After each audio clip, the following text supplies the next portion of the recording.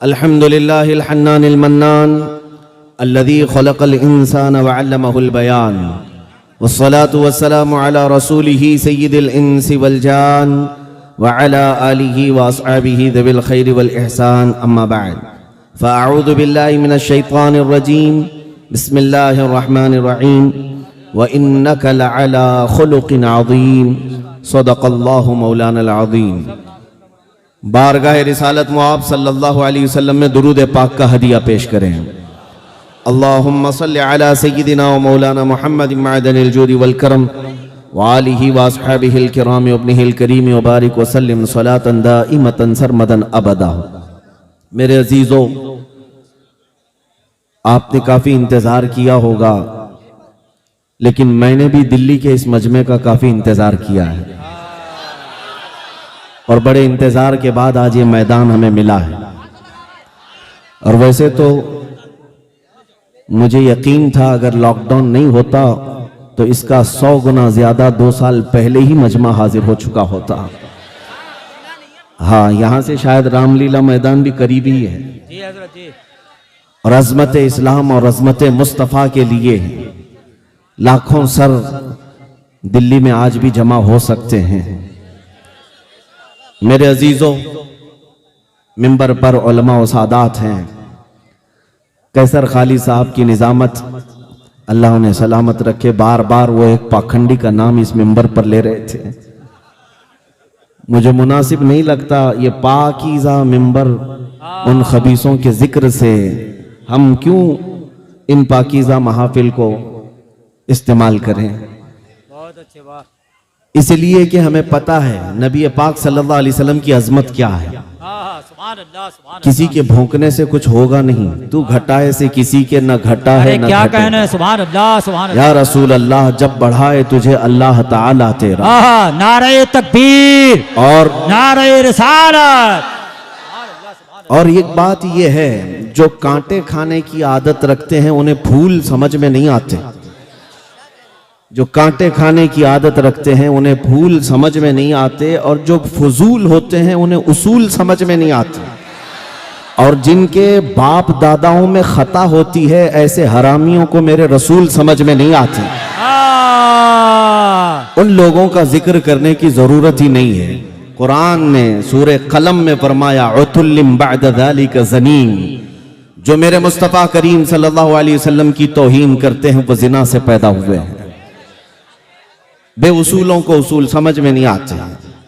तो बहरहाल मुस्तफ़ा करीम सल्लल्लाहु ताला अलैहि वसल्लम की अज़मत उन लोगों को खूब मालूम है जिनके दिल पाक व साफ हैं। आपने सुना होगा सैयदना अबू बकर सिद्दीक रदी अल्लाह ताला अन्हु हुजूर की बारगाह में आए और अर्ज़ किया, या रसूल अल्लाह, आपसे ज्यादा हसीन व जमील मैंने किसी को देखा नहीं। मेरे आका ने फरमाया, सदक़्ता या अबू बकर, ऐ अबू बकर तुम बिल्कुल सच कह रहे हो। अबू जहल खबीस मरदूद नफ्स आया और उसने भी ये कहा, ऐ मोहम्मद तुम्हारे से ज्यादा बदसूरत मैंने किसी को नहीं देखा, नऊज़ बिल्लाह। मेरे आका सल्लल्लाहु अलैहि वसल्लम ने फरमाया, तू सच कहता है। क्या दो लोग सच कह रहे हैं? एक तारीफ कर रहा है और एक बुराई कर रहा है, और दोनों को मेरे आका सल्लल्लाहु अलैहि वसल्लम फरमा रहे हैं तू सच कह रहे हो। बात दर हकीकत ये है कि मेरे आका सल्लल्लाहु ताला अलैहि वसल्लम से पूछा गया, अबू बकर सिद्दीक को भी आपने कहा सच कह रहे हैं, अबू जहल को भी आपने कहा सच कह रहा है। हुजूर पाक सल्लल्लाहु अलैहि वसल्लम ने इरशाद फरमाया, मैं एक आईने की मिसल हूं। हर कोई अपनी हकीकत उसमें देखता है और अपनी तारीफ करता है। मेरे अजीजों, हुजूर पाक सल्लल्लाहु ताला अलैहि वसल्लम की शान में भौंकने वाले अपनी हकीकत वो उस आईने में देखते हैं और अपने आप पर कोसते हैं। और अल्लाह का करोड़ा शुक्र एहसान है कि हमें बरेली का इमाम इश्क व मोहब्बत मिला है, जिसने हमें अज़मत मुस्तफ़ा सिखाया है। और फिर हम ये बबांगे दुहल कहते भी हैं, डाल दी कल्ब में अज़मत मुस्तफ़ा, सय्यदी आला हजरत पे लाखों सलाम। मोहम्मद हमारे बड़ी शान वाले। मेरे आका सल्लल्लाहु ताला अलैहि वसल्लम की अज़मत आज इस दिल्ली की सरजमीन पर मौका मिला है। मैं अर्ज करता हूँ, क्योंकि मुझे पता है यहाँ सुनने के लिए जो लोग आए हैं, ये सिर्फ ये मजमा जो आपको नजर आ रहा है, ये सिर्फ टोपी दाढ़ी वाला ही मजमा नहीं है। मेरे बहुत सारे रिश्तेदार भी यहाँ आए हैं। मेरे रिश्तेदार पूरे हिंदुस्तान भर में हैं और हमेशा मेरी तहकीक में लगे रहते हैं अच्छा और बहुत प्यार करते हैं। कभी 12-12 घंटे मुझे पुलिस स्टेशन में बिठाते भी हैं। तो बहरहाल मैं उनकी भी कदर करता हूँ। वो सारे लोग हमारे बयानात को बहुत गौर से सुनते भी हैं। अल्लाह करे कि दिल में उतर जाए और हिदायत भी नसीब हो जाए। खैर मेरे अजीजों, जिन लोगों को अभी भी शक व शुबा है उन लोगों को मैं ये अर्ज करता हूं, छोड़ दो। मेरे आका सल्लल्लाहु ताला अलैहि वसल्लम की जात की तरफ उंगलियां उठाना। हमारे जज्बात से क्यों खेलते हो? हम है ना, गालियां दो हमें। हमारे माँ बाप दादाओं को गालियां देते हो, सह लेंगे। दिल्ली वालों को तो आदत पड़ गई है फसादात सहने की। घर जलाए जाते हैं, तोड़ फोड़ दिए जाते हैं, खामोश रहते हैं। लेकिन अजमत इस्लाम और अजमत रसूल पर उंगली उठाओगे तो फिर हम अपने लुटे हुए घर और अपने कटे हुए बच्चे नहीं देखते। नबी पाक सल्लल्लाहु ताला अलैहि वसल्लम के लिए हम अपने जिस्म के खून का आखिरी कतरा तक जमीन पर रवाहने को तैयार हैं। इसलिए कि हमारा यकीन यह है कि जिंदगी में जो कुछ है वो मेरे मुस्तफ़ा की बरकत से है। अगर हम उनके नहीं हो सके तो फिर किसी के नहीं होंगे। एक बात याद रखो, इकबाल ने कहा है आबरूए माँ ज़नाम मुस्तफ़ास्त। हम सब की इज्जत और आबरू मुस्तफ़ा के नाम से वाबस्ता है। हरचे दरी दुनिया बादे मुस्तफ़ास्त। जो कुछ भी इस दुनिया में हमें मिला है वो मुस्तफ़ा के बाद ही उसका मकाम है। हमारी माँ हो, हमारे बाप हो, हमारे भाई हो, हमारी बहनें, हमारे उस्ताद, हमारे पीर, हमारा बादशाह, सारे लोगों का मकाम मेरे मुस्तफ़ा के बाद है। हमारे लिए कुरान कहता है अन्नबिय्यु औला बिल मुमिनीन मिन अनफुसिहिम। नबी मोमिनों से उनकी जान से ज्यादा करीब है। इसलिए हमारे एहसासात हुजूर के नाम पर कुछ और होते हैं। इसलिए मैं उन लोगों से कहता हूं बार बार नबी पाक सल्लल्लाहु ताला अलैहि वसल्लम की जात से खेलना छोड़ दो। आओ सुनो, मैं मेरे आका सल्लल्लाहु ताला अलैहि वसल्लम के अखलाक करीमाना बताता हूं आपको। और पढ़ने वाले पढ़ लिए। मैं जॉर्ज बर्नार्ड शॉ की बात अगर कहूं आपके सामने, एक बहुत ही बड़ा राइटर है, मुसलमान की बात नहीं कर रहा हूं, गैर मुस्लिम, एक अंग्रेज, जॉर्ज बर्नार्ड शॉ, वो लिखता है अपनी किताब में कि मैंने पूरी कायनात में ऐसा रेवोल्यूशन, ऐसा इनकलाब देखा ही नहीं जैसा मोहम्मद रसूलुल्लाह ने इनकलाब पैदा किया। इसलिए कि दुनिया में बहुत सारे इनकलाब आए, लेनिन का इनकलाब, मार्क्सिज्म का इनकलाब, कम्युनिज्म का इनकलाब, जमहूरियत का, डेमोक्रेसी का इनकलाब, दुनिया में बहुत सारे इनकलाब आए। लेकिन उनके इनकलाब के जो बानी थे, फाउंडर थे, उनकी जिंदगियों में वो इनकलाब का असर रहा या ज्यादा से ज्यादा 100 साल तक रहा। लेकिन एक इनकलाब जो मक्का की गलियों से उठा था, मदीने पहुंचा और पूरी कायनात में फैला। जॉर्ज बर्नार्ड शॉ कहता है 1400 साल हो गए उस इनकलाब को दुनिया में आए हुए। उस रसूल का असर अब तक कम नहीं हुआ, बल्कि रोज बढ़ता ही जाता है, रोज बढ़ता ही जाता है। ये मैं नहीं कहता, गैर मुस्लिम जॉर्ज बर्नार्ड शॉ की लिखी हुई बात मैं कह रहा हूं आपके सामने। वो इसलिए कि अकल साफ होगी, मुताला किया होगा, समझ में आ जाएगा मेरे नबी की जात क्या है। और इसी तरह हमारे इस मुल्क के भी कई ऐसे नॉन मुस्लिम लोग हैं जो मुफक्किरीन हैं और बहुत सारी किताबों के मुसन्निफ भी हैं। उन्होंने भी मेरे आका सल्लल्लाहु ताला अलैहि वसल्लम के मुतालिक क्या कहा है।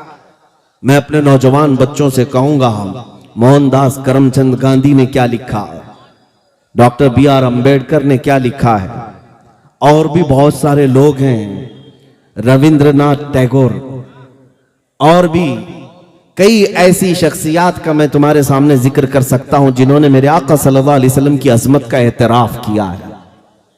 हुजूर अकरम सल्लल्लाहु ताला अलैहि वसल्लम की शान को उन्होंने लोगों के सामने बयान किया। हत्ता के सिखों के सबसे बड़े गुरु नानक ने तो बाज़ाब्ता मेरे आका सल्लल्लाहु अलैहि वसल्लम की शान में कई नाते लिखी हैं और उन्होंने ये कहा है मोहम्मद ना है भक्ति ना हिज।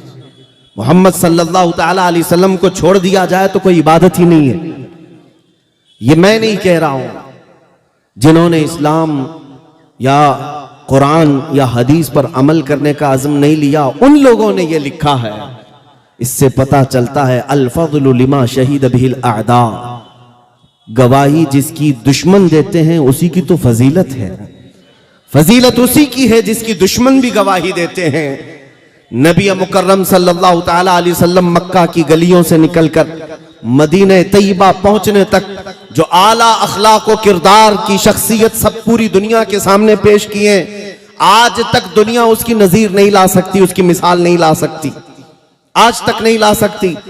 इंसाफ की बात अगर मैं करूं, है कोई दुनिया में आज लीडर जो अपनी रियाया के सामने आकर यह कहे कि तुम पर किसी पर मेरा कोई हक बाकी है तो हक ले सकता है? आए अभी हमारा कोई मिनिस्टर आकर के कह दे, किसी की हिम्मत ही नहीं, इतना खा के बैठे, क्या कहेंगे, क्या कहेंगे? और लोग नोच डालेंगे, यहां भी मेरा हक है, वहां भी मेरा हक है। किसी को कहने की हिम्मत नहीं है। मुस्तफा करीम सल्लल्लाहु अलैहि वसल्लम की जात वो है कि पूरे भरे मजमे में मस्जिद नबवी में सहाबा मौजूद हैं, उस वक्त कहते हैं, ऐ लोगों, तुम में से किसी भी शख्स के ऊपर मेरा कोई हक बाकी है या मुझ पर तुम्हारा कोई हक बाकी है तो मुझसे ले सकते हो। एक सहाबी खड़े हुए कहा, हां मेरा हक बाकी है आपके ऊपर। मजमे में से एक सहाबी खड़े हुए कहा, मेरा हक बाकी है आप पर। हुजूर ने फरमाया, क्या हक है? कहा, एक गज़वे में हम जा रहे थे, उस वक्त मुजाहिदीन की सफ सीधी करते करते मैं थोड़ा आगे आ गया था, आपने मुझे छड़ी से मारा था, मैं बदला लेना चाहता हूं। अल्लाहु अकबर। कौन कह रहा है?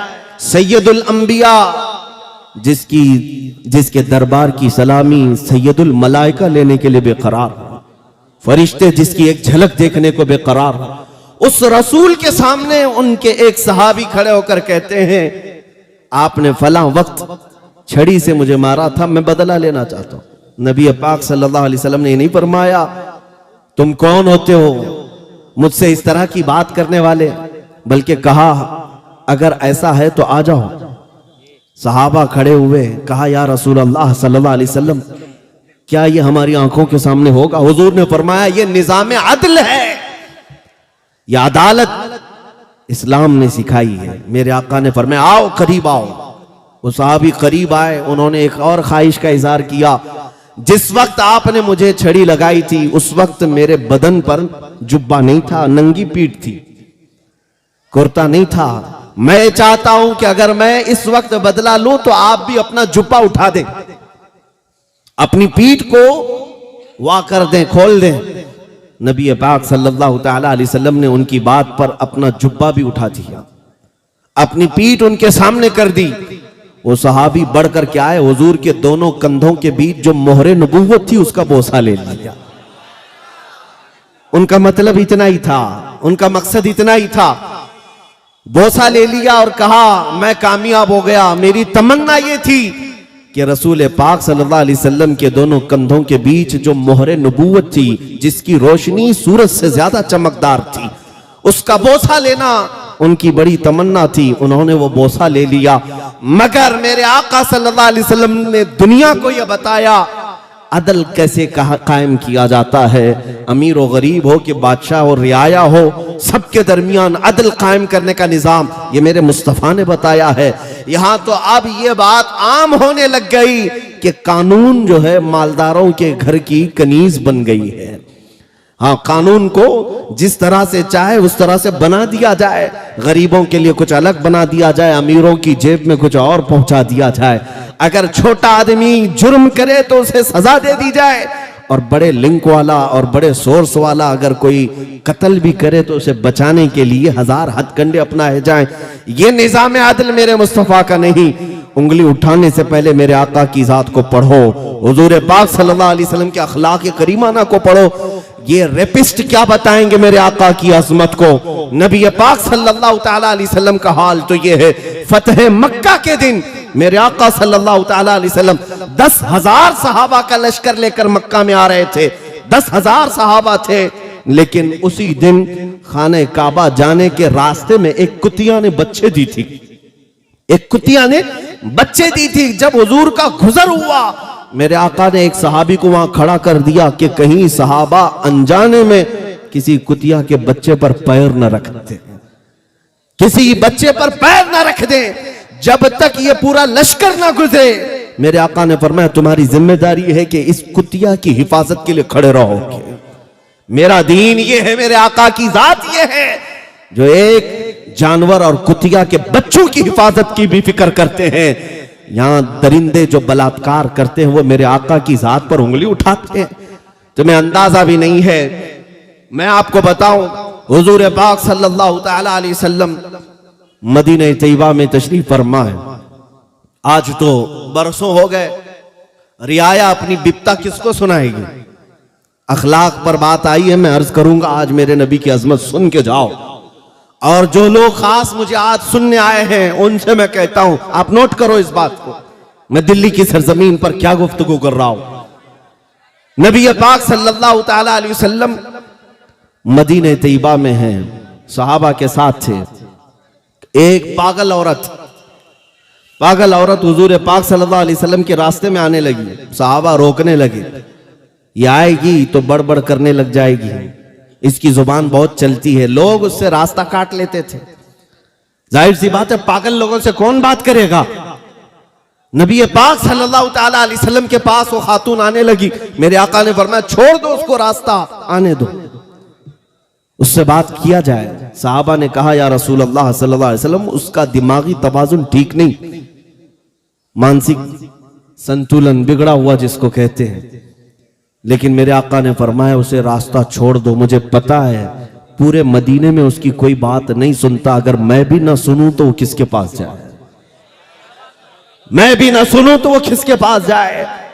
मुस्तफा करीम सल्लल्लाहु तआला अलैहि वसल्लम अपना काफिला रोककर उस खातून की बात सुनने लगे और ऐसे सुनते रहे जैसे किसी दानिशमंद की बात सुन रहे हो, किसी बड़े आदमी की बात जैसे तवज्जो से सुनी जाती है। उस खातून की बात मेरे आका सुनते रहे, वो बार बार एक बात को दोहराती रही। नबी पाक सल्लल्लाहु तआला अलैहि वसल्लम उसको गौर से सुनते रहे। ये एहसास होने नहीं दिया कि तुझे हम पागल समझ रहे हैं। मेरे अजीजों, ये अखलाक करीमाना ढूंढ करके लाओ दुनिया के इस निजाम में। यहां तो हाल ये है कि इनके सफेद कपड़ों पर धूल लगने ना पाए, इसलिए किसी गरीब से बात करने को तक कोई नेता तैयार नहीं है। हाँ, कौन किसकी बिपता आज सुनने को तैयार है? नबी मुकर्रम सल्लल्लाहु तआला अलैहि वसल्लम की जात पर उंगलियां उठाने वाले अपने गरीबान में झांक करके देखो, तुमने कितने बैरिकेटिंग लगा दिए हैं अपने और रियाए के दरमियान, गरीबों और अमीरों के दरमियान कितनी हदबंदियां तुम कायम करके रखे हो। वो मुस्तफा करीम सल्लल्लाहु तआला अलैहि वसल्लम जानते हो, एक अंग्रेज अपनी किताब में लिखता है, मैं आज उनकी बातें नकल करके चला जाता हूं इसलिए कि दिल्ली की सरजमीन पर भौंकने वाले बहुत सारे आते हैं, उन्हें पता नहीं है हुजूर की जात, हुजूर की शान को पढ़ा नहीं है। मैं जिसका कैसर खालिद साहब जिक्र कर रहे थे, वो तक अगर बात पहुंचती है तो ये बात बताता हूं। तुमने शायद एक फुजला खाया है। कनाडा में मौजूद एक शख्स है जो जिलावतन किया गया ईरान का, उस खबीस ने मेरे आका सल्लल्लाहु अलैहि वसल्लम की शान में गंदी किताब लिखी और वही किताब वही पखाना डासना में पहुंचा और ये वही खा खा खा करके वही उगलता रहा। इसे लगा कि यही पूरी किताब ओरिजिनल है। नबी पाक सल्लल्लाहु तआला अलैहि वसल्लम के मुतालिक जितने भद्दे इल्जामात उस पे लगाए गए, वो कहते हैं ना, चूहे को हल्दी की गांठ मिल जाए तो समझता मैं बनिया हूं। उसने हुजूर की जात को पढ़ना था तो बुखारी शरीफ पढ़ लिया होता, क्या बात है, वाह, वाह, मेरे वाह। आका की सीरत पढ़ना होता तो मुस्लिम शरीफ तिरमिजी शरीफ पढ़ लिया होता। बुखारी और मुस्लिम और तिरमिजी की बात तो बहुत दूर की है। नबी पाक सल्लल्लाहु तआला अलैहि वसल्लम के नाखूनों की अजमत भी तुझे पता नहीं है। तुमने पढ़ा किससे?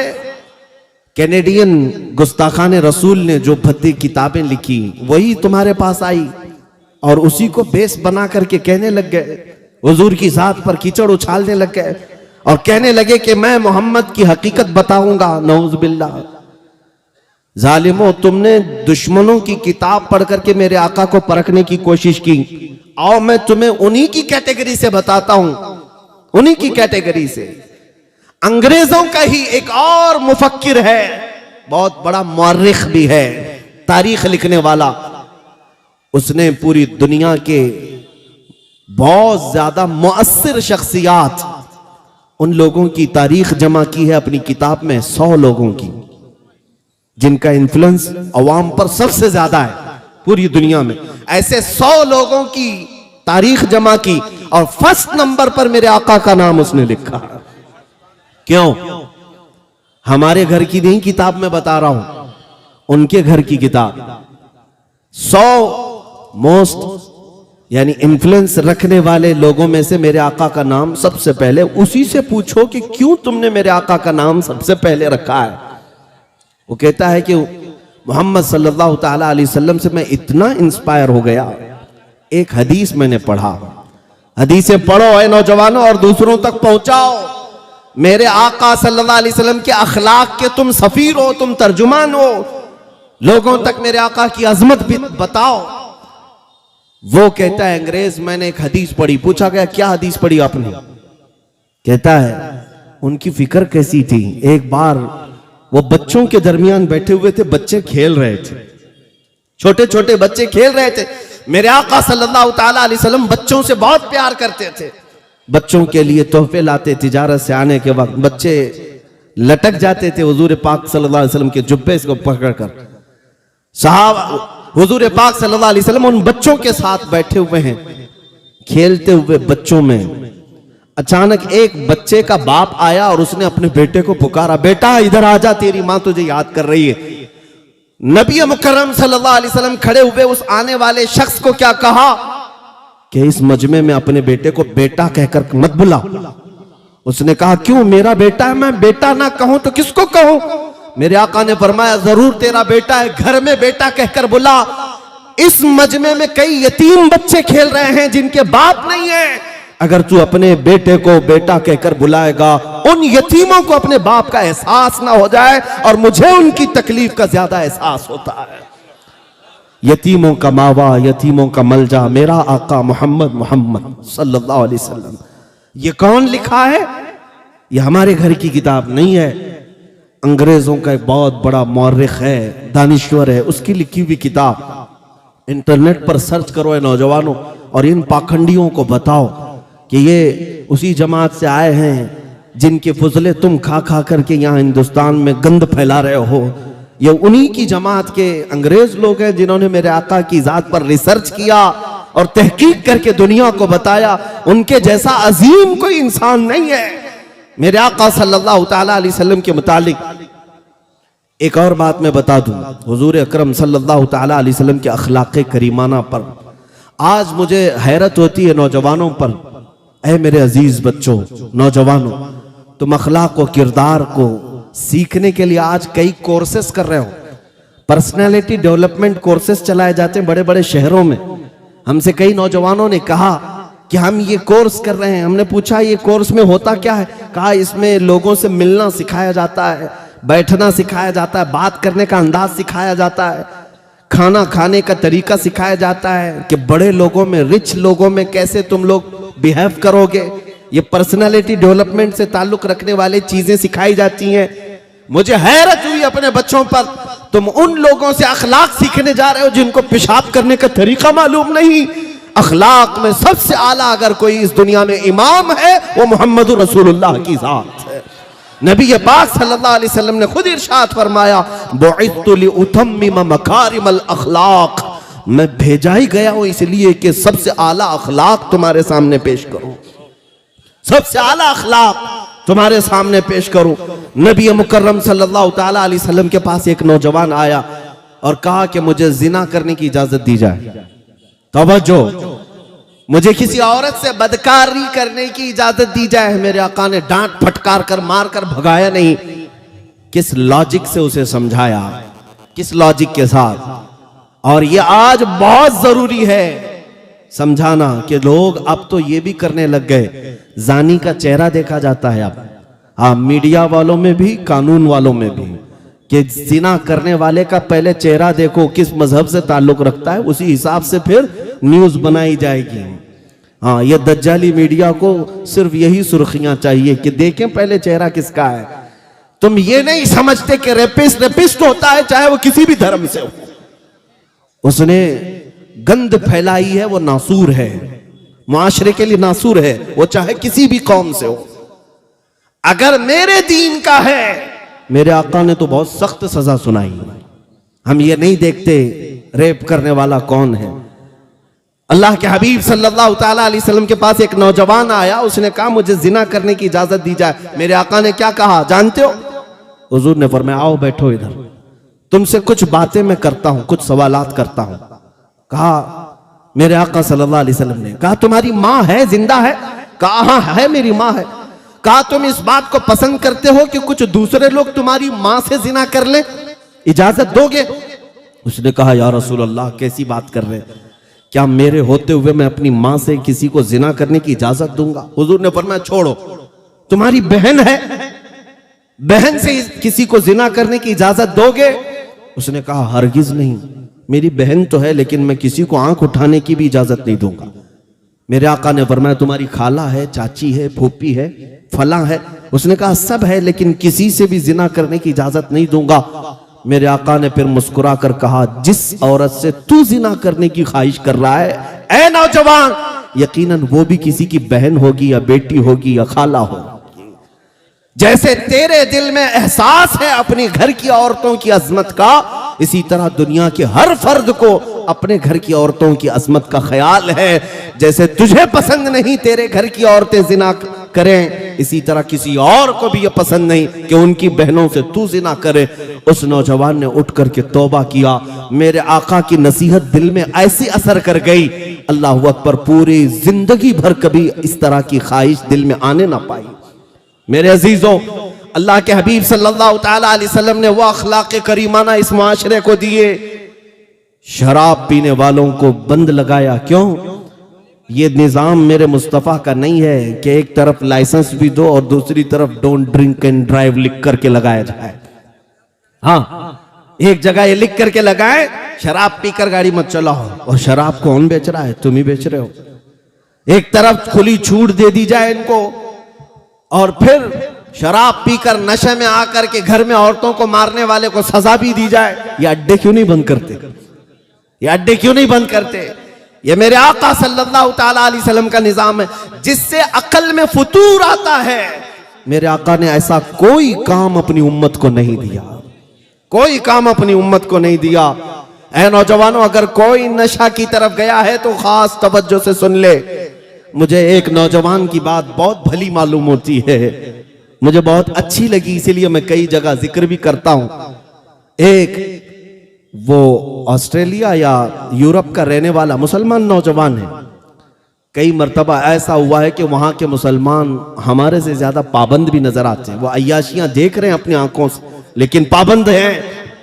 एक नौजवान प्लेन के सफर में है, प्लेन में बैठा हुआ है, और प्लेन के सफर में हमने देखा है इंटरनेशनल फ्लाइट सब अक्सर ऐसी होती है, शराब सप्लाई करती हैं। अब तो बहुत सारी जो अरब ममालिक की फ्लाइट हैं उसमें भी दिया जा रहा है। मैं बरसों पहले एक सफर में था इजिप्ट के, जिसमें सर्व किया जा रहा था कैन, और क्या कह करके क्रेजी वाटर, क्रेजी वाटर नया नाम। हमने पूछा था क्या पानी भी पागल होता है? तो बगल में बैठे हुए आदमी ने कहा नहीं, ये वाइन है, बहुत ज्यादा रिफाइन है, इसलिए इसको क्रेजी वाटर कह रहे हैं। वो मखसूस इस्तिलाह है, लेकिन शराब पिलाने के 100 ढंग दुनिया ने सीख लिए हैं, अलग अलग नाम से, बियर नाम से, वाइन नाम से, अलग अलग नामों से। मैं क्या कह रहा हूं सुनो।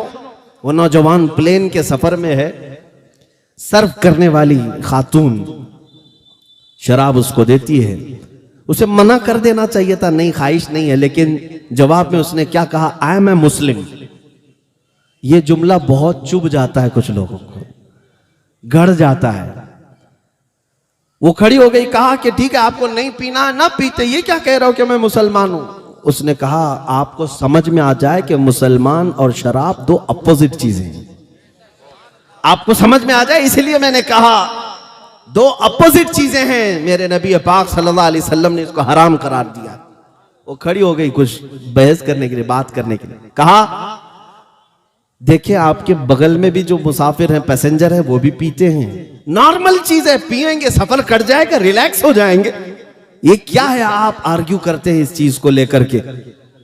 उस नौजवान ने क्या कहा, उस खातून से, एयर होस्टेस से कहा ठीक है आपकी बात मैं मानता हूं, एक काम कीजिए, ये जो शराब आप हमें सर्व कर रही हैं पहले पायलट को पिलाइए, पायलट को ये शराब सर्व कर दीजिए, वो पीता है जम के पिए, फिर हम देखते हैं। उसने कहा नहीं, वो ऑन ड्यूटी है, अभी पीता तो होगा घर पे जाकर ड्यूटी खत्म होने के बाद, लेकिन अभी ऑन ड्यूटी है। उस नौजवान ने कहा खातून आप समझ लें मुसलमान जिंदगी भर ऑन ड्यूटी होता है, इसलिए आप ड्राइवर को नहीं शराब पिलाते कि नशा में आएगा, तो पीछे बहुत सारे लोग उसकी जिम्मे में सफर कर रहे हैं, और चलाने वाला अगर खता कर गया तो पीछे सारे खता कर जाएंगे या उनकी जान हिलाकत में आ सकती है। इसीलिए मेरे आका सल्लल्लाहु अलैहि वसल्लम ने हर मुसलमान को यह हुक्म दिया कि तुम्हारे पीछे एक नस्ल खड़ी है, अगर तुम्हारा कदम डगमगा गया तो यह पूरी नस्ल बर्बाद हो सकती है। ये अजीम अखलाक मेरे आका के हैं, मुआशरे को नशा से पाक किया है। वाह वाह वाह। नबी पाक सल्लल्लाहु तआला अलैहि वसल्लम ने जिस दिन मदीने तैयबा में ऐलान किया था कि शराब हराम है, जानते वो दिन कैसा था? हजरत अनस फरमाते हैं, छोटी उम्र के थे हजरत अनस, कहते मैं शराब खानों में प्याले भर भर कर लोगों को पिलाता था। जो होटल थी उस जमाने में शराब पीने के, अभी शराब हराम नहीं हुई थी मदीने जाने तक, वो कहते मैं सर्व करता था लोगों को। अचानक शाम का वक्त था, लोगों के प्याले भर भर करके मैं दे रहा था, गलियों में आवाज आई, या अय्युहल मुस्लिमून क़ाल रसूलुल्लाह सल्लल्लाहु अलैहि वसल्लम हुर्रिमतिल ख़मर, ऐ मुसलमानों अल्लाह के रसूल ने फरमाया शराब आज से हराम हो गई। हजरत अनस कहते जैसे ही कान में आवाज पड़ी मेरे हाथ से मटका छूट गया, जो शराब पकड़ा था छूट गया, और जितने लोग बैठे हुए थे कोई अगर प्याला होंठ तक लगाया था वहीं से उसने पटक दिया। ये नहीं कि अभी पी लेते हैं बाद में देखेंगे, रात से तौबा कर लेंगे, आज का आज हो जाए। कानों में आवाज पड़ी वहीं से फेंक दिया, सब मटके तक तोड़ दिए। तारीख के जर्रीन अबवाब में यह वाकया लिखा हुआ है, मदीने में वो दिन ऐसा था कि जिस गटर और नाली को देखा जा रहा था शराब से भरी हुई थी। एक ऐलान था मेरे आका का, बरसों पुराने नशा करने वालों ने नशा को लात मार दिया, ठुकरा दिया। ये मेरे आका के गुलामों की कैफियत है। अल्लाह के नबी सल्लल्लाहु अलैहि वसल्लम ने यह अजीम मुआशरा पैदा किया। हुजूर के अखलाक पर उंगली उठाने वाले पाखंडियों, अपने घर के शराबी और नशेड़ियों को छुड़ा करके दिखाओ। तुम्हारी बातों में अगर असर है तो अपने घर वालों को इस नशा से आजादी दिला करके दिखाओ। बैठे हैं गुफे में और कहते हैं इस्लाम का विनाश करेंगे, अपने जिस्म की खुजली मिटा नहीं सकते, इस्लाम को मिटाने की बात करते हैं। नबी पाक सल्लल्लाहु तआला अलैहि वसल्लम का ये वो अजीम दीन है जो उसूलों पर खड़ा है। ये किसी मोहल्ले और बस्ती का नहीं, 4 लोग 5 लोग बैठ करके ये दीन कायम नहीं किए हैं। हाँ, जिसको लेकर के तुम जगह जगह संसद लगा कर ये कह दो कि मार दिए जाएंगे, काट दिए जाएंगे, जेनोसाइड कर दिया जाएगा, इनकी नस्ल खुशी हो जाएगी, खत्म हो जाएगी। तुम्हारे बाप दादाओं ने कई बार ये हमारे साथ कोशिश कर ली है ऑलरेडी, आज नहीं 1400 साल से तुम्हारा बाप यजीद भी यही सोचता था। 22,000 का लश्कर लाकर हुसैन के निहत्थे बच्चों को खत्म कर दूंगा और यहां से ये सच्चा इस्लाम खत्म होकर फासिक व फाजिर का दीन चलेगा।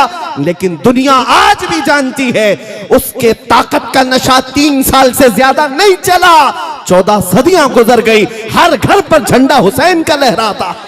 नारे तकबीर, नारे रिसालत, मजहबे इस्लाम, पैगामे करबला, मुजाहिद। क्या बात, बैठी बैठी बैठी मां, जलसा चलने दीजिए। तहफ्फुज़े नामूसे रिसालत कॉन्फ्रेंस, मुजाहिदे इस्लाम मुफ्ती सलमान अजहरी। नारे तकबीर, नारे रिसालत, जुल्म के साए में पर तोलेगा कौन? सोचना ये है कि लब खोलेगा कौन? अरे सच यहां कहना जरूरी है बहुत, ये भी चुप बैठे तो फिर बोलेगा कौन?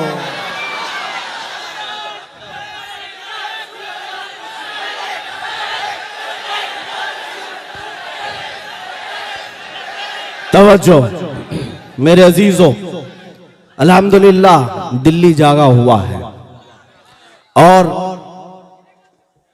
आप इस सरजमीन पर बेदार हैं तो इंशाअल्लाह पूरा हिंदुस्तान बेदार रहेगा। बेशक बेशक, ये हमारी राजधानी है, वाह वाह वाह। ये हमारी कैपिटल सिटी है। और मैं यह आपसे कहना चाहता हूं, इन लोगों की बातों पर नर्वस होने की जरूरत नहीं। क्या होगा अब इस्लाम का, क्या होगा अब मुसलमानों का, सारे कुत्ते भौंक रहे हैं। मेरे अजीजों, शेर कभी इन कुत्तों के भौंकने से अपनी ग़िज़ा छोड़ता भी नहीं, और ना ही वो बुज़दिल बनकर के कोने में गोशा नशीन बनकर बैठ जाए कि रास्ते भर कुत्ते ही कुत्ते हैं। नहीं, शेर को अपनी जिंदगी जीना है, वो अपने निडर और बेबाकी के साथ जी करके रहेगा। और मेरा सुल्तान शहीद टीपू सुल्तान ने ये प्यारा जुमला तारीखी कहा था, गीदड़ की 100 साला जिंदगी से शेर की एक दिन की जिंदगी बेहतर। बेशक बेशक, जीना है मेरे अजीजों तो सिर्फ हक के साथ और हक का ऐलान करके जियो। इनकी उनकी धोतियों में पनाह लेते हुए कब तक जीते रहोगे? हमने देखा है उन लोगों को जिन्होंने 40-40 साल इनके साथ वफादारी की, आज कोने में बिठा दिए गए हैं। हाँ, जूतियां उठा करके भी चलते थे, जय जय करके भी चलते थे, लेकिन आज कौन से कोने में बिठा दिए गए पता ही नहीं। जिन्होंने इन दुनियादारों के साथ वफादारी की, उनका हाल यही है। वो ऐसी लैला के हाथ में हाथ दिए जो रोज शोहर बदलती है। हाँ, इनका हाल यही है। ये दुनिया है जो रोज शोहर बदलती है। ऐ गुलामाने मुस्तफा, अपनी गैरत को जिंदा रखो। हाथ भी तुम्हारा कीमती है, गर्दन भी तुम्हारी कीमती है। अगर ये देंगे तो हुसैन की सुन्नत पर सिर्फ मेरे मुस्तफा के हाथ में देंगे। मर्द हक बातिल के आगे मात खा सकता नहीं, मर्द हक बातिल के आगे मात खा सकता नहीं। सर कटा सकता है लेकिन सर झुका सकता नहीं। ये मैसेज है मेरे दीन का। नारे रसालत, तापुदे नामूसे रसालत कॉन्फ्रेंस। सुभान अल्लाह।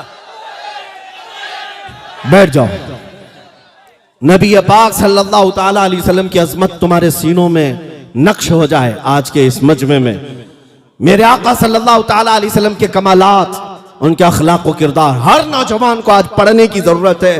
तुम रात भर तुम्हारा मोबाइल इंटरनेट सिर्फ गेम खेलने के लिए मत इस्तेमाल करो, सिर्फ फिल्में देखने के लिए और सीरियल्स देखने के लिए इस्तेमाल करते हो। तुम्हारा सारा इंटरनेट, फेसबुक, इंस्टाग्राम और व्हाट्सएप चलाने के लिए, कभी तुमने अपने इस मोबाइल को मेरे आका की सीरत पढ़ने के लिए क्यों नहीं इस्तेमाल किया? मेरे आका के कमालात पढ़ने के लिए इस्तेमाल करो और दुनिया को बताओ भी मैसेजेस के जरिए। अल्लाह के नबी सल्लल्लाहु ताला अलैहि वसल्लम वो आला अखलाक व किरदार वाले हैं। नबी पाक सल्लल्लाहु अलैहि वसल्लम के अखलाक और उनके किरदार तक कोई दुनिया को पहुंच भी नहीं सकता। मेरा रब कुरान में फरमाता व इन्नका लअला खुलुकिन अज़ीम। ऐ महबूब, हमने आपको सबसे बुलंद अखलाक पर बनाया, हमने आपको सबसे बुलंद अखलाक पर पैदा किया है। और फिर मैं आपको आला हज़रत इमाम अहले सुन्नत फाजिल बरेलवी की बात बता दूं। कहते हैं आका कौनैन सल्लल्लाहु अलैहि वसल्लम की बारगाह में, तेरे खल्क को रब ने जमील किया, तेरे खुल्क को रब ने अजीम कहा, कोई तुझसा हुआ है ना होगा शहा, तेरे खालिक हुस्न अदा की कसम, तेरे तो वस्फ ऐब तनाही से हैं बरी, हैरान हूं मेरे शाह मैं क्या क्या कहूं तुझे। नबी पाक सल्लल्लाहु ताला अलैहि वसल्लम के औसाफ और कमालात कभी खत्म नहीं होंगे। अब आपको मैं ये बातें भी बता दूं कि तुम्हारी जिम्मेदारियां इस दौर में क्या है। तुम्हारी जिम्मेदारियां क्या हैं? क्या तकरीरें सुनो, जलसे सुनो और निकल करके जाओ? आज दुनिया तुम्हारी तरफ देख रही है और तुम्हारे लिए ये सबसे बेहतरीन मौका है, गोल्डन अपॉर्चुनिटी जिसको कहते हैं। तुम दिखाओ दुनिया को मेरे नबी के अखलाक क्या थे, कैसे। किताबों से नहीं, सिर्फ मैसेजेस से नहीं, बल्कि खुद अपने आप को मुस्तफा के अखलाक में ढाल लो। जिधर से गुजरो लोगों को पता चल जाए मोहम्मद अरबी का गुलाम ऐसा होता है, नबी पाक सल्लल्लाहु ताला अलैहि वसल्लम का गुलाम ऐसा होता है। और उनके गुलामों ने ही तो ये तारीख रकम की थी। दी अजाने कभी यूरोप के कलीसाओं में, तो कभी अफ्रीका के तपते हुए सहराओं में। आ गया ऐन लड़ाई में गर वक्त नमाज, किबला रूहों के जमीन बोस हुई कौमे हिजाज। एक ही सफ में खड़े हो गए महमूद और अयास, न कोई बंदा रहा न कोई बंदा नवाज। या रसूल अल्लाह तुझसे सरकश हुआ कोई तो बिगड़ जाते थे, अरे तेग क्या चीज हम तोप से भी लड़ जाते थे। हाँ, ये हमारे असलाफ के किरदार थे कि वो मेरे आका सल्लल्लाहु ताला अलैहि वसल्लम के अखलाक़े करीमाना को अपनाए हुए थे। जानते हैं, एक बादशाह हजरत उमर फारूक रदी अल्लाह ताला अन्हु के जमाने में उसकी सल्तनत खत्म हो गई, कैदी बनकर के आया। उसे ऑफर दिया गया था कि वापस तुझे तेरा मुल्क दे दिया जाएगा, तू अगर हमारा भाई बन जाए, हमारे ऊपर तलवार ना उठाए, हमारे से मुकाबला ना करे, अमन के साथ रहे और दीन इस्लाम में रहे। उसने इनकार कर दिया, कहा नहीं मुझे ये चीज पसंद नहीं है, मैं अपने दीन में कट्टर हूं, मैं ये तमाम चीजों को स्वीकार नहीं करता। हजरत उमर ने उसको जेल में भेजा, जैसे जंग के कैदियों को जेल में भेजा जाता है, लेकिन साथ में मेरे आका सल्लल्लाहु अलैहि वसल्लम के 10 सहाबा को भी जेल में भेजा। तवज्जो, ईसाई बादशाह है, क्रिश्चियन बादशाह है, जेल में था और साथ में हुजूर के 10 सहाबा भी जेल में थे। इनका क्या कसूर है किसी को पता नहीं, लेकिन वो जेल में थे। 8 दिन गुजरे, 10 दिन गुजरे, 20 दिन गुजरने को थे कि वो बादशाह कहता है मुझे अमीरुल मोमिनीन उमर इब्ने खत्ताब से मिलना है। लोगों ने पैगाम पहुंचाया, हजरत उमर ने कहा कि ठीक है मिलाओ। उसे लाया गया, वक्त का बादशाह था। उसने कहा, ए उमर इब्ने खत्ताब अमीरुल मोमिनीन, मैं आपके इस्लाम को कबूल करना चाहता हूं, मैं दीन इस्लाम को पसंद करता हूं। कहा आज से 20 दिन पहले भी तो तुझे कहा जा रहा था, आज से 20 दिन पहले क्या जेल के ये 20 दिन तुझे भारी पड़ गए? उसने कहा जेल के 20 दिन नहीं, अगर 20 साल भी रखते तो मेरे ऊपर भारी नहीं होते, लेकिन जिन 10 सहाबा को तुमने मेरे साथ रखा वो मुझ पे भारी पड़ गए। कहा क्यों? इनकी सुबह शाम, इनके दोपहर रात, इनके उठने बैठने चलने फिरने खाने पीने सबको मैं बहुत गौर से देखता रहा। 8 ही दिन के बाद मेरे दिल ने यह फैसला किया कि ये झूठों की जमात नहीं हो सकती, इनके अखलाक इतने आला हैं कि ये झूठों की जमात नहीं हो सकती। जिस रसूल के ये पैरोकार हैं वो रसूल आला अखलाक वाले होंगे, वो सच्चे मजहब वाले होंगे।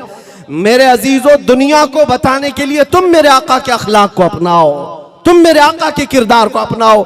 ये क्या है आज पूरी दुनिया को मैं देख रहा हूं, तुम्हें ऐसा नशा का एडिक्ट बना दिया गया है।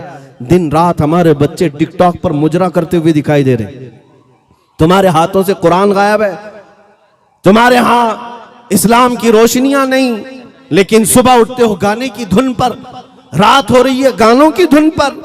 तुम मेरे मुस्तफा करीम के गुलाम हो, अमानत हो, तुम्हें ये दुनियादारी के लिए नहीं भेजा गया है। मेरे मुर्शिद गिरामी हुजूर ताजुल शरिया रहमतुल्लाह अलैह ने फरमाया था, जिंदगी ये नहीं है किसी की किसी के लिए, जिंदगी है नबी की नबी के लिए। ना समझ मरते हैं जिंदगी के लिए, अरे जीना मरना है सब कुछ नबी के लिए। तुम मेरे आका के गुलाम हो, दुनिया में तुम्हें अल्लाह ताला ने खैर उम्मत कहा, कुन तुम खैर उम्मत, सबसे बेहतरीन उम्मत हो। लेकिन क्या देखो अपने आप की तरफ नजर डाल करके, खैर उम्मत कहलाने के मैं लायक हूं? मेरा चेहरा क्या है, मेरे कपड़े क्या है, मेरे किरदार क्या है? दुनिया आज मुझे ताना दे रही है, सबसे जाहिल कौम है, सबसे गंदा मोहल्ला रखते हैं, बदबुएं आती हैं। तुम्हें आज इन बातों से क्यों ब्लेम किया जा रहा है? सफाई तुम्हारे मुआशरे से क्यों गायब है? एजुकेशन तुम्हारे मोहल्लों से क्यों गायब है? आज मुसलमान इस बात को साबित करें कि दुनिया में सबसे ज्यादा इल्म का, एजुकेशन का रेवोल्यूशन लाने वाले मेरे आका की जात है, नबी पाक सल्लल्लाहु ताला अलैहि वसल्लम की जात है। तुम्हें पता है मदीना तैयबा में जब मेरे आका सल्लल्लाहु ताला अलैहि वसल्लम तशरीफ ले गए थे तो सिर्फ 6 लोगों को कलम पकड़ना आता था, 6 लोग लिखना जानते थे। लेकिन नबी पाक सल्लल्लाहु ताला अलैहि वसल्लम 10 साल मदीना तैयबा में रहे तो ऐसा रेवोल्यूशन आया कि तकरीबन 80,000 लोगों को लिखना आ गया था।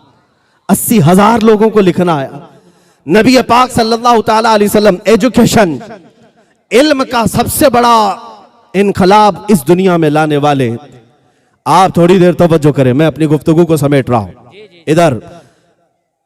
और आज अगर मुसलमान कौम जाहिल नजर आती है, इल्म से दूर है, तो गोया कि ये अपने आका सल्लल्लाहु ताला अलैहि वसल्लम के अखलाक व किरदार पर और नबी पाक सल्लल्लाहु ताला अलैहि वसल्लम के नक्शे कदम पर नहीं चल रही है। इसलिए ये जिल्लत व खारी आज हमारा मुकद्दर बनी हुई है। इकबाल ने कहा था, उनके जो हम गुलाम थे खल्क के पेशवा रहे, उनके जो हम गुलाम थे खल्क के पेशवा रहे, उनसे फिरे जहां फिरा फिर आई कमी वकार में। और तुम्हारे आज पस्ती और जिल्लत का नतीजा जो है वो यही दूरी है, नबी पाक सल्लल्लाहु ताला अलैहि वसल्लम की मोहब्बत से दूरी। आज हल अगर मुझसे पूछते हो, रिजल्ट मुझसे पूछते हो कि हम दोबारा कामयाबी के उस उरूज पर पहुंचना चाहते हैं कि हमारे घरों में इल्म आम हो जाए, एजुकेशन आ जाए, अखलाक और किरदार आ जाए, तो सुनो इकबाल की जुबान पे सब तुम्हें मिल जाएगा, सब मिलेगा, बस एक ही शर्त है। वो क्या है? कि मोहम्मद से वफा तूने है, कि मोहम्मद से वफा तूने तो हम तेरे हैं, ये जहां चीज है क्या लौहो कलम तेरे हैं। हाँ मेरे अजीजों, इज्जत इधर उधर मत ढूंढो, इज्जत मेरे आका के कदमों में मौजूद है, इज्जत मेरे आका के कदमों में है। आज जो हमें फूल निछावर किए जाते हैं, लोगों का ये जम्मे गफीर जो हमें इज्जत देता है, वो किस वजह से देता है? इसलिए नहीं कि मैं दिल्ली की पार्लियामेंट से यहां आया हूं, मुझे जो आपने इज्जत दी है वो सिर्फ इसलिए जब तक बिके न थे तो कोई पूछता न था, जब तक बिके न थे तो कोई पूछता न था। या रसूल अल्लाह, तुमने खरीद कर हमें अनमोल कर दिया। नबी का जो गुलाम है जमाने का वो इमाम है, इस बात को आज तय करके जाओ। नबी का जो गुलाम है वो जमाने का इमाम है। ऐ नौजवानों, तुम्हारी सिर्फ और सिर्फ उरूज, तुम्हारी सिर्फ और सिर्फ कामयाबी, तरक्की इस बात में मुनहसिर है, हमें करनी है शहंशाह बतहा की रजा जोई। वो अपने हो गए तो रहमत परवरदिगार अपनी। अब आखिर में मैं जो मैसेज देना था, वो मैंने मैसेज दे दिया है। अल्लाह के हबीब सल्लल्लाहु ताला अलैहि वसल्लम की बारगाह में ये खिराज अकीदत पेश करके मैं अपनी गुफ्तगू को ख़त्म करता हूँ। भौंकने वाले भौंकते रहें, और अपने हाथ से मेरे आका की अजमत को कुछ कम नहीं किया जा सकता। मैं ये अर्ज करूँगा, रहेगा यूं ही उनका चर्चा रहेगा, रहेगा यूं ही उनका चर्चा रहेगा। पड़े खाक हो जाएं जल जाने वाले। व आखिरु दावाना अनिल हम्दुलिल्लाहि रब्बिल आलमीन।